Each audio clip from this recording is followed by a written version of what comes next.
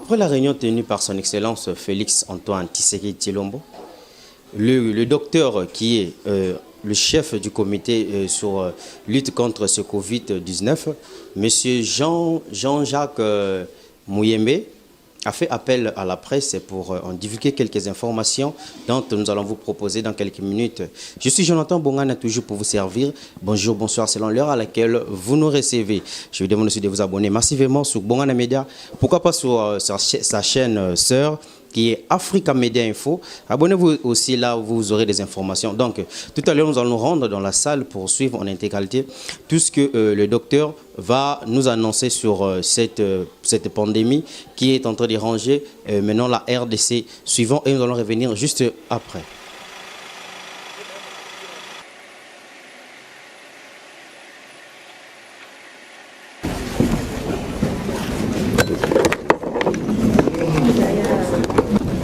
Messieurs et mesdames de la presse, comme vous le savez, hier, nous avions eu un long entretien avec son Excellence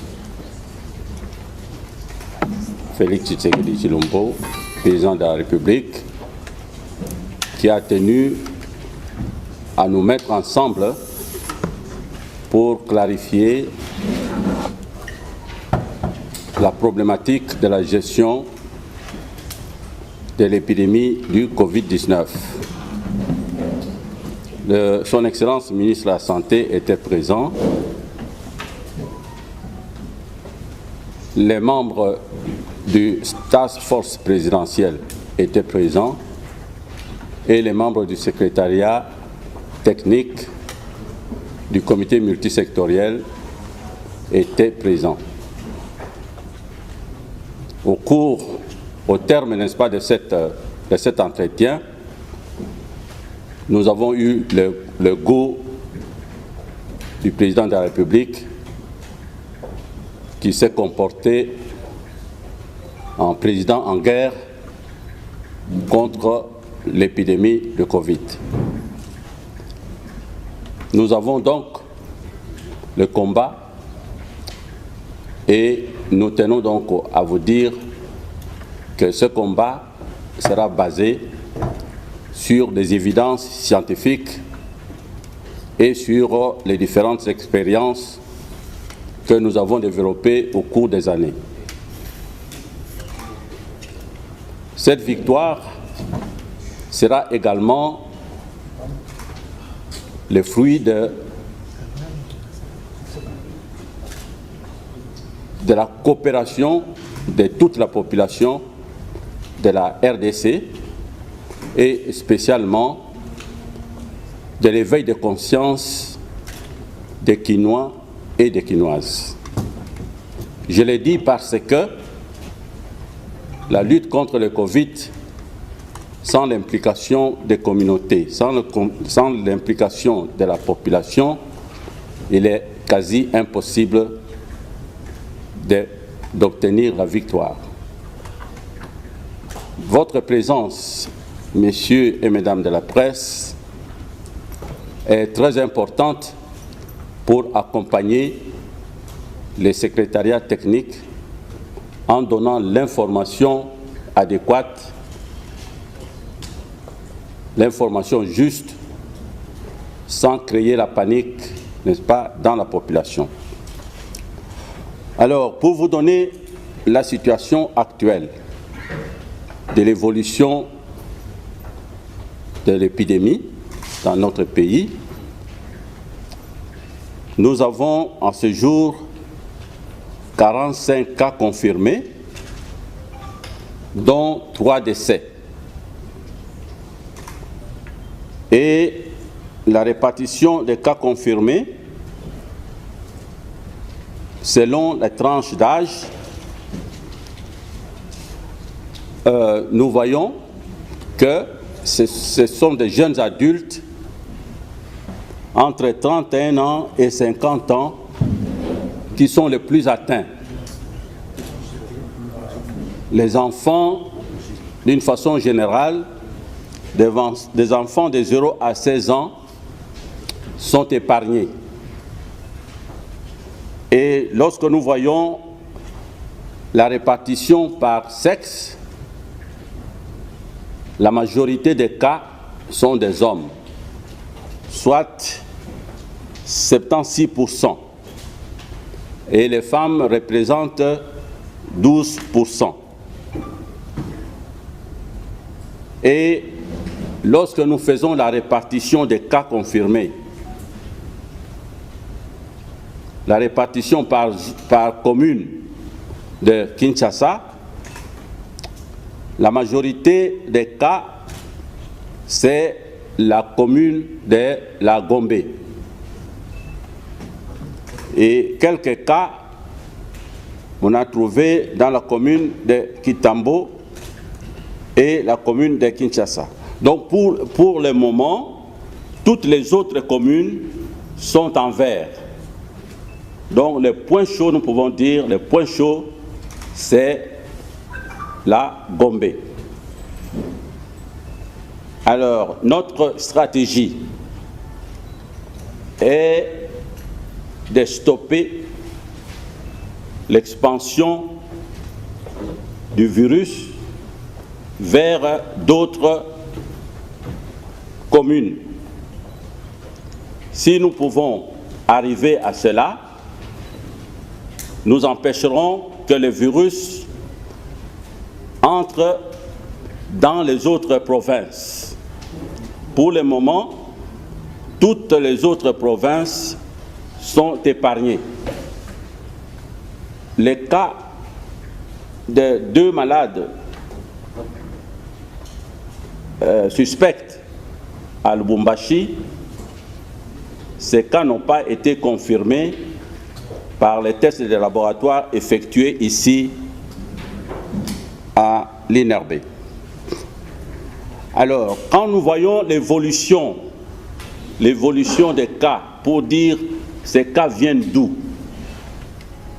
Donc, les tout premiers cas étaient des cas importés, soit de l'Europe, soit des États-Unis. Sont donc soit des Congolais qui reviennent, qui ont été en Europe et sont revenus en RDC, soit des expatriés qui étaient partis en Europe ou aux États-Unis et qui sont venus dans notre pays. Mais ces voyageurs malades qui sont venus chez nous ont des parents, ont des enfants, ont des conjoints ici à Kinshasa et ils ont eu le temps de contaminer ses parents, ses conjoints, etc. Donc, de plus en plus, nous avons des cas autochtones, c'est-à-dire que le virus commence à circuler ici à Kinshasa et la transmission se fera maintenant de personne à personne. À partir du moment où nous avons fermé nos frontières avec les pays infectés, nous n'avons plus de nouveaux cas qui arrivent de l'extérieur. Donc la majorité des cas seront donc des cas infectés à partir de Kinshasa. C'est pour cela que nous vous demandons de tout faire pour accompagner l'équipe de riposte qui va mettre en place toutes les stratégies pour empêcher que le virus circule librement et massivement à partir de la commune de la Gombe.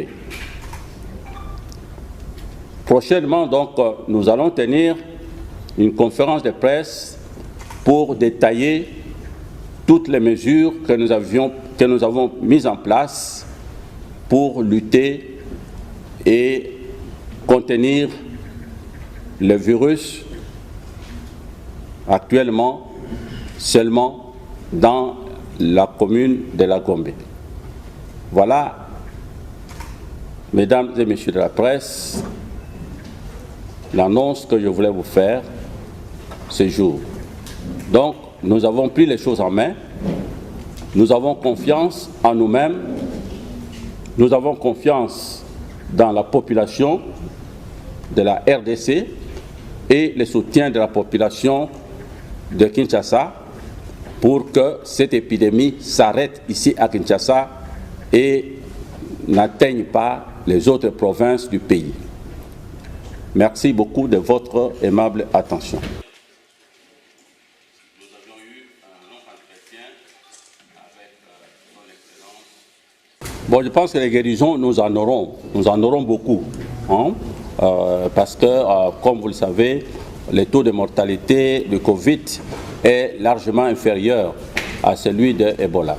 Donc, c'est entre 1 et 3%. Bien, chez nous, nous pourrons arriver, pour le moment, je crois que c'est 6%. Nous pourrons arriver entre 6 et 10%. Ça, c'est donc, c'est normal. Alors, le décès, le deuxième décès, enfin, le décès de ce jour, là, je ne suis pas encore, je ne suis pas informé. Je ne suis pas informé. Donc, je ne pourrais pas vous donner l'information correcte. Mais peut-être ce soir, on pourrait être informé. Alors, est-ce que les agents de santé sont préparés? Les agents de santé, ce que nous voulons et nous devons éviter à 100% que les agents de santé soient infectés au moment où ils donnent des soins aux malades. Quand les médecins sont infectés, quand l'infirmier est infecté, c'est vraiment décourageant et ça c'est un mauvais signe. Et nous ferons tout pour protéger les infirmiers qui travaillent, protéger, n'est-ce pas, les médecins qui travaillent.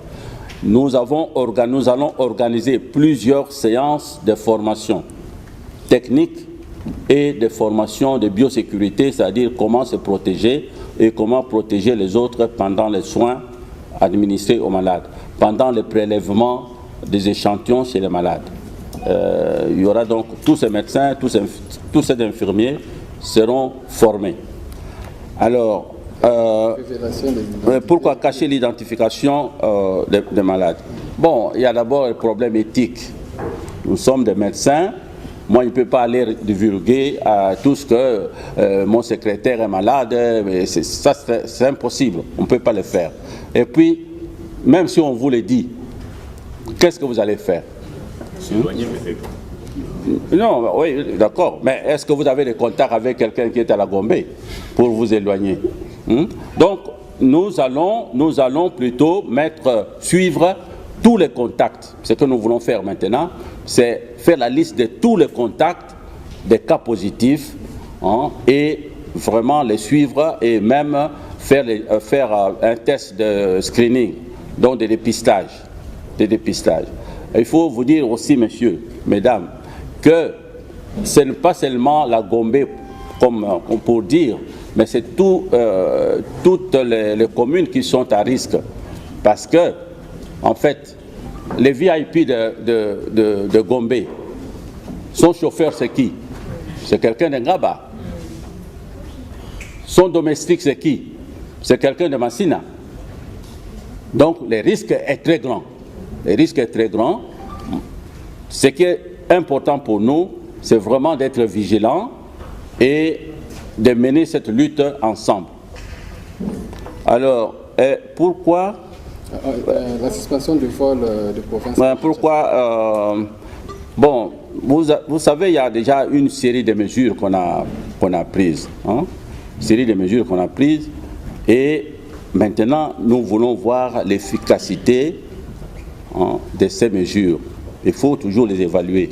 On ne peut pas prendre trop de mesures et puis on ne peut pas les suivre, ce sera peine perdue. Et nous envisageons cela, cette hypothèse-là, nous l'envisageons, nous voulons que ça soit vraiment étudié. Quelles sont les conséquences économiques et sociales d'une telle décision? Et c'est le président de la République qui doit prendre une pareille décision. Mais il doit être bien orienté. Et nous, comme je vous ai dit, nous allons baser nos actions sur des évidences scientifiques. Nous aurons besoin des économistes, nous aurons besoin des sociologues, nous aurons besoin des philosophes, nous aurons besoin peut-être même des théologiens pour nous orienter, nous donner des conseils.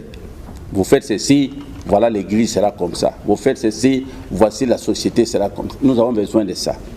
Nous n'avons pas besoin de prendre des décisions simplement par plaisir. Nous aurons besoin donc de conseillers scientifiques pour pouvoir orienter nos actions. Alors, le manque de matériel et les malades sont abandonnés à eux-mêmes. Bon, écoutez, nous disons que s'il y a des plaintes comme ça, nous allons redresser la situation. Hein. Donnez-nous un peu de temps pour mettre les choses, n'est-ce pas, en place. Les traitements, oui, les traitements, voilà. Nous avons déjà une équipe de prise en charge et cette équipe a déjà donné les schémas thérapeutiques. C'est-à-dire, en fait, les cas qui arrivent seront classés en cas bénin, en cas modéré et en cas grave. Les cas bénins, c'est quoi? On donne la définition. Les cas modérés, c'est quoi? Il y a une définition. Et les cas graves, c'est quoi? Il y a une définition pour les médecins, pour les infirmiers, soignants. Et également, nous savons que quand c'est un cas bénin, quel médicament on va lui donner? Quand c'est un cas modéré, quel médicament on va lui donner? Et si c'est un cas grave, quel médicament on va donner? Tout ça donc c'est déjà classifié. C'est déjà clarifié. Donc nous avons une équipe de prise en charge avec des spécialistes dedans qui vont donc traiter ces problèmes très sérieusement. Et nous allons suivre l'évolution. Nous suivons également ce qui se passe en France, en Belgique et ailleurs, et nous adaptons notre traitement en fonction des connaissances de l'heure. Donc la source d'information, nous on donne l'information, nous partageons ce que nous avons sur le terrain. Donc le secrétariat technique coordonne toutes les interventions sur le terrain. OK? Nous produisons les informations. Nous vous transmettons quand vous êtes ici. Les informations politico-administratives ou bien tout ce qui est délicat, nous les transmettons directement au ministre de la Santé et le ministre de la Santé transmet, n'est-ce pas, à la hiérarchie. Nous sommes également en contact avec le task force présidentiel qui fait l'interface entre le secrétariat et la présidence. En fait, le problème ne se pose pas parce qu'il n'y a pas de secret. Pourquoi vous êtes venu ici? Vous êtes venu chercher l'information. On vous le dit, donc on produit l'information, on vous les transmet. Et nous travaillons en collaboration avec le ministère de la Santé et avec le task force présidentiel. Il y aura bien sûr des conférences de presse qui seront dirigées par le ministre lui-même, ou bien par les task force, mais en tout cas pour les côtés techniques, les résultats techniques, etc., c'est le secrétariat technique qui les fait. Conférence de presse, nous allons organiser des conférences de presse de façon régulière, de sorte que, parce que les conférences de presse est très important pour éviter les mensonges ou bien les fake news. Nous ne voulons pas les fake news, donc ce sont les informations correctes qu'on va vous donner, hein, et qui viennent de la source. Ce n'est pas une invention. Oui, kisi na lingala sikoyo, hein? Sikoyo na lingala. Lokola bino moko boyebi Covid azai pendant le traitement te. Bazo meka partout. Eza na Chine, eza na Europe, France, Italie, États-Unis. Bazo meka bakisi nyonso. Parfois cocktail. Bati oyo na oyo lokola ndenge bosalaka. Aux gens la fièvre, ceux qui malaria, ceux qui bactéries, aux éviter aller, aux huiles quinines, aux huiles antibiotiques, aux huiles antipyrétiques, etc. Tous les mécanismes. Donc, le traitement spécifique, n'a pas limité. Le schéma est bima, sukoyo, mingi va utiliser quinine, chloroquine. Va utiliser chloroquine. Bisopé, na schéma na bisoyo, to type chloroquine. Chloroquine est allé, binono sobaza ba genawa, est allé qui se montre pour lutter contre le paludisme, malaria. Toujours ça la femme enceinte pour éviter le paludisme chez les femmes enceintes. Mais ça qui a tellement mingi que Plasmodium et l'équipe qui sont dans Mayele, Plasmodium wana est développé résistance. Si vous avez aussi chloroquine wana, malaria est aussi la tête. Yango na OMS a lobby, boti yango pembeni. On utilise plus le chloroquine. Depuis maintenant, je crois, 30 ans. 30 ans. Mais dans le laboratoire, dans le poteau, partout, il y a une maladie, il y a un virus, pas chez les malades, mais in vitro.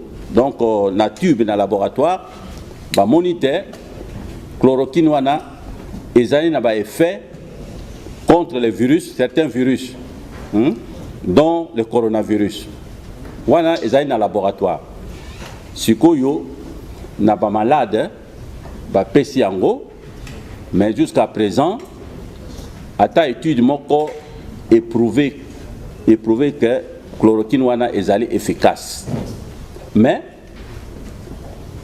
ba chercheurs ba lobby malgré ça vaut mieux pour pesa quand même traitement wana. Yango biso awape équipe Nabiso va choisir chloroquine comme traitement spécifique. Il y a Baka, il y a Covid. Le coup, la binombo boyebi, qui se voit dans les sous sawate, donc te commander en gros, on va attendre peut-être 3, 4, 5 jours pour Eya, bongo bisoto banakuti en gros na composition, na plan. Il y a traitement au biso de banosala sikoyo. Voilà. Donc chloroquine to kotiango na kati ya traitement. Durée de vie. Alors durée à vie il y a virus, ce qui virus. Et quoi par exemple le problème mais ça awa. Durée nango relativement courte. Aussi longtemps ils ont la salive entouré par la salive, le virus va survivre. Mais quand c'est sec, le virus ne peut pas vivre.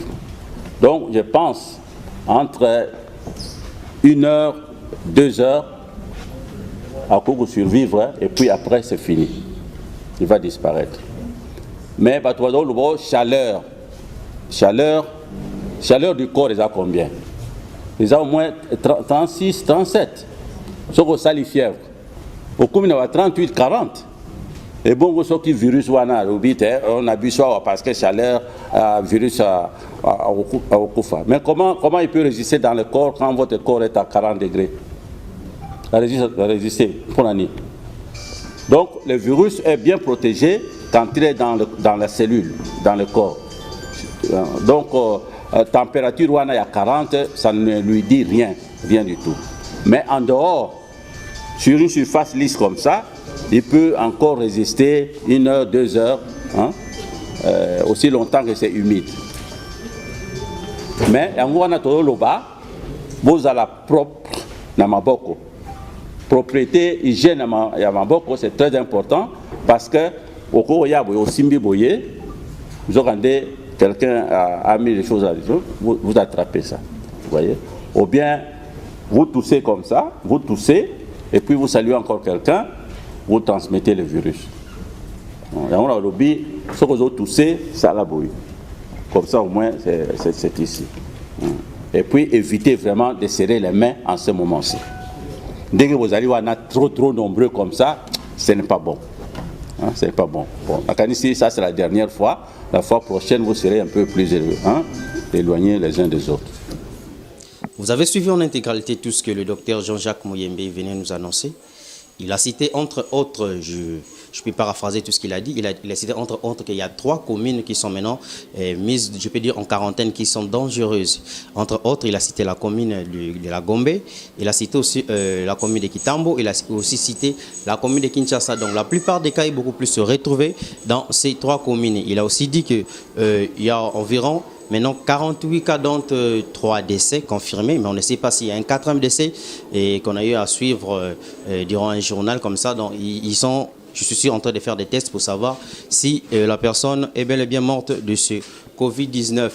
Allez, entre autres, il a aussi expliqué ce que nous sommes en train de faire ces derniers temps. On nous a inventé dans les réseaux sociaux que nous devons prendre de l'eau chaude. Il a expliqué non, que l'eau chaude ou bien la chaleur ne peut pas tuer ce Covid-19, puisqu'il a démontré, il a dit, dans notre corps, on a plus de chaleur qu'à l'extérieur. Donc, même si vous prenez de l'eau chaude, même si vous prenez du thé très chaud, ça ne va rien faire. Il a aussi expliqué que lorsque le virus se trouve dans la salive, ça peut même durer, lorsque la salive tombe, imaginons sur une table, une chaise quelque part, sur une poignée, ça peut même durer 1 heure ou 2 heures du temps. Donc, c'est pour ça qu'il nous invite tout le temps de nous laver les mains, de nous protéger. Et je peux aussi commenter sur ce qu'un colonel a dit. Il avait dit que ces derniers temps, même dans les moyens de transport, évitez de parler, évitez de créer des conversations. Donc, lorsque vous êtes dans un moyen de transport, taisez-vous jusqu'à votre destination. Donc, le docteur Jean-Jacques a bel et bien expliqué. Il n'a pas inventé des choses. Il a aussi signalé quelque chose sur ce produit qu'on appelle le chloroquine. Et soi-disant que ça crée aussi des efficaces. J'ai suivi quelque part qu'il y a un docteur français, Simon Bereri, si je ne me trompe pas. Il a aussi parlé sur ce produit pharmaceutique. Il a dit que ça a des réactions positives sur des personnes atteintes de cette maladie. Peut-on dire que ce médicament traite réellement le coronavirus? On ne sait jamais. Je ne vous invite pas à en prendre, mais on ne sait jamais. Suivez juste les instructions qu'on nous donne. Restez chez vous pour vous protéger et pour protéger votre famille. Donc ici, en RDC, il y a de ceux qui sont en train de prendre ce feuille qu'on appelle Congo Bololo. Donc soit disons que ça traite, puisque ça traite la malaria, donc pour eux, ils pensent que ça peut aussi traiter le Covid-19. On ne sait pas. Donc on est dans une méthode de tâtonnement. Il n'y a pas encore un produit ou un vaccin bien efficace pour exterminer ce virus. Voilà. Je vous invite de vous abonner massivement sur Bongana Media et sur sa chaîne sœur qui est Africa Media Info. Abonnez-vous massivement, vous aurez vraiment toutes les informations possibles sur les actualités de ce jour. Voilà, j'ai dit merci à Dimitri Bongana qui était derrière la caméra. Merci, c'est mon réalisateur.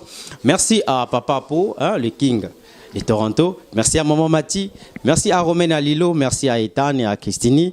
Merci à leur Maman Nana. Merci à Maman Martini Liloka. Merci à tous les Bongania, Tété, je vois Popolino, je vois tous les Bongania. Merci aussi à tous les Kindu et restez branchés, scotchés, surtout abonnez-vous massivement sur Africa Media Info et sur Bongana Media pour avoir plus des actualités et à nous revoir dans une prochaine édition.